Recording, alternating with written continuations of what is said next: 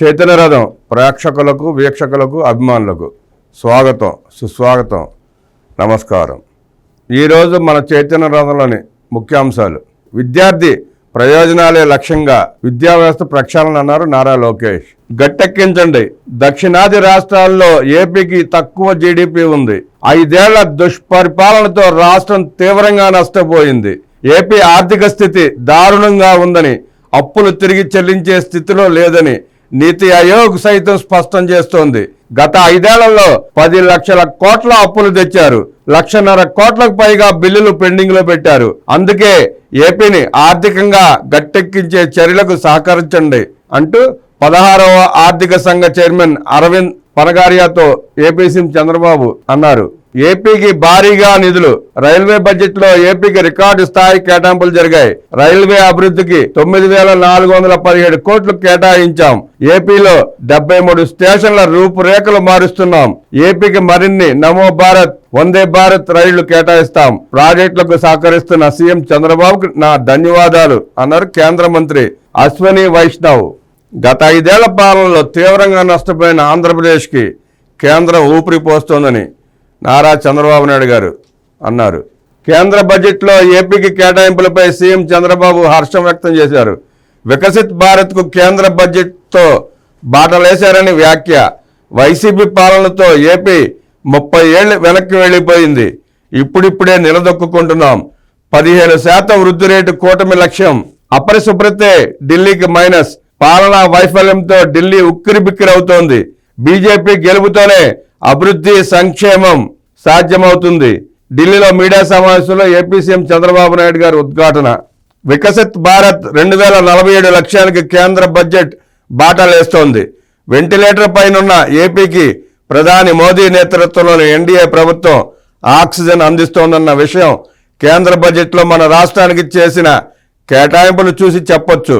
కేంద్రం అందిస్తున్న ఆర్థిక సహకారంతో రాష్ట్రాన్ని అభివృద్ధి పదంలో నడిపించడమే మా ముందున్న లక్ష్యం. ఇప్పటికే ప్రపంచమంతా మన దేశం వైపు చూస్తోంది.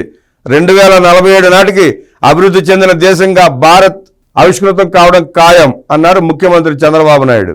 గత 5 ఏళ్ల పాలనలో జగన్ రెడ్డి పాలనలో విద్యా వ్యవస్థని ఎన్ని రకాలుగా నాశనం చేయాలో అన్ని రకాలుగా నాశనం చేసి వదిలిపెట్టాడు. 13,000 కోట్ల పైచీలు ఖర్చు పెట్టి ట్యాబులు అన్నాడు.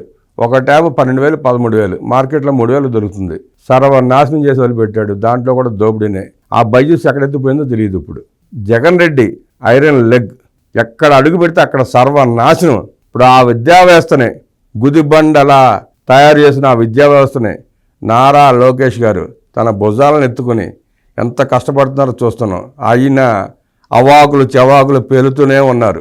దండుపాళ్యం బ్యాచ్. విద్యా వ్యవస్థ బలోపేతమే మన లక్ష్యం. ప్రైవేట్ పాఠశాలల గుర్తింపు గడువు 10 ఏళ్లకు పెంచుతాం.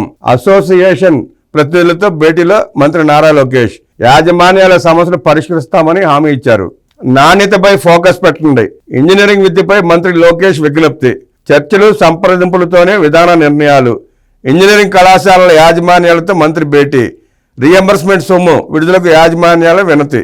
జగన్ రెడ్డి వదిలిపెట్టి విడుదల చేయకుండా ఎగ్గొట్టిన ఫీజు రీఎంబర్స్మెంట్ బకాయిలు తీర్చమని యాజమాన్యాలు గొల్లుమంటున్నాయి నారా లోకేష్ గారి దగ్గర. 4,271 కోట్లు పైచిలకు అమౌంట్ ఎగ్గొట్టి పారిపోయాడు. మళ్ళీ వాళ్ళు సిగ్గు శరం లేకుండా ధర్నాలంటే ప్లేకార్డు పడి తిరుగుతున్నారు. అవన్నీ తన భుజస్కంధాలపై వేసుకుని సుమారుగా 800 కోట్లు తీర్చారు. ఇప్పటికీ మిగతా కూడా తీర్చే ప్రయత్నం ఉన్నారు. అవి కూడా తొందరగా తీర్చమని చెప్పి యాజమాన్యాలు మొరబెట్టుకున్నాయి మంత్రి గారి దగ్గర. బాలీవుడ్ నటులు సోను సూద్ గారు, ఆయన సేవా కార్యక్రమాలు మన అందరికీ తెలుసు. కరోనా కాలంలో ఎంతమందికి ఎన్ని రకాలుగా ఆదుకున్నాడో ప్రత్యక్షం మనం అందరం చూసే ఉన్నాం. నిన్న ముఖ్యమంత్రి గారిని కలిసి 4 అంబులెన్స్లను సూద్ ఫౌండేషన్ ద్వారా ఆంధ్రప్రదేశ్కి అందించారు. ముఖ్యమంత్రి గారి చేతుల మీదుగా వాటిని ప్రారంభించారు. 4 అంబులెన్స్లు విరాళంగా అందించినందుకు ఆయనకు ధన్యవాదాలు. సూద్ ప్రశంసనీయమైన చొరవ ఆరోగ్య సంరక్షణ సేవలను బలోపేతం చేస్తుంది. మారుమూల ప్రాంతాల్లో సకాలంలో వైద్య సంరక్షణను అందిస్తుంది. కమ్యూనిటీలకు సేవ చేయడానికి ఆయన చేస్తున్న గొప్ప ప్రయత్నాలలో విజయాన్ని కొనసాగించాలని ఆకాంక్షిస్తున్నాను అన్నారు నారా చంద్రబాబు నాయుడు గారు. రథసప్తమికి టీటీడీ సిద్ధం, సీసీ కెమెరాలతో నిరంతరం నిఘా, మాడవీధుల్లో టీటీడీ ఈవో, అదనపు ఈవో ఏర్పాట్ల పరిశీలన, టీటీడీ కల్పించిన సౌకర్యాలపై భక్తులు సంతృప్తి. మీ విజయం భావి తరాలకు స్ఫూర్తి. ఉత్తరాఖండ్ లో జరుగుతున్న 38వ జాతీయ క్రీడల్లో 87 కిలోల విభాగంలో మన ఉత్తరాంధ్ర బిడ్డ విజయనగరం వాసి సత్యజ్యోతి కాంస్య పథకం సాధించడం పట్ల సీఎం చంద్రబాబు, ఐటీ మంత్రి నారా లోకేష్ అభినందనలు తెలిపారు. ఆమె లాంటి మహిళలు భవిష్యత్ తరాలకు స్ఫూర్తినిస్తున్నారని కొనియాడారు. అధికారుల అలసత్వాన్ని సహించడం అన్నారు ముఖ్యమంత్రి చంద్రబాబు నాయుడు గారు. ప్రభుత్వం ఇస్తున్న పథకాలపై నిరంతరం నిఘా ఉంటుందని, ఐవీఆర్ఎస్ ద్వారా ప్రజాభిప్రాయ సేకరణ తీసుకుంటారని చెప్పి ముఖ్యమంత్రికి చాలా స్పష్టంగా చెప్పారు. ఏ పథకం విడుదల చేసినా అమలు ఖచ్చితంగా ఉండాలి, లేదంటే సహించనని చెప్పి తీవ్రంగా హెచ్చరించారు.